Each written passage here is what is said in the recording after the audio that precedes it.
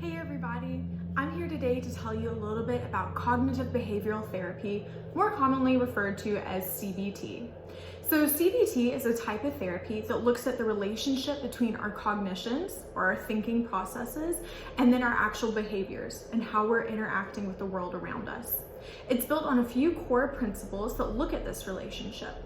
So the first idea is that some of our problems and mental health diagnoses that we have are based on issues in our cognitions or our thinking processes.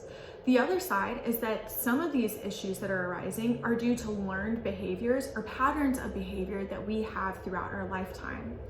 With those two ideas, we want to look at how we can address that relationship and make changes and learn coping skills to better help you throughout your day. So really looking at how this applies to your life. When we talk about cognitive distortions or just issues in our thinking, what does that mean? It may mean that someone only filters to look at the negative aspects of their life. So every time that something happens, even if it's a good thing, they are only seeing the negative side.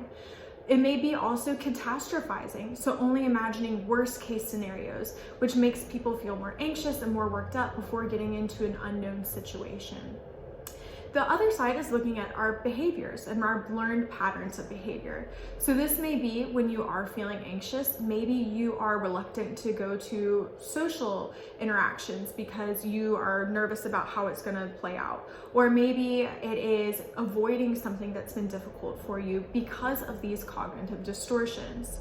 When you come to therapy and work with a therapist who is teaching CBT skills, they're going to help you to identify the thoughts, feelings, and behaviors that you are having in each of these situations. It's not to only identify what's not working, but also the thought processes and patterns of behavior that are working really well for you. The more that you are able to understand that relationships between thoughts, behaviors, and how you perceive that world around you, the more likely you're going to be able to address your problems and use problem-solving skills to figure out what's going on.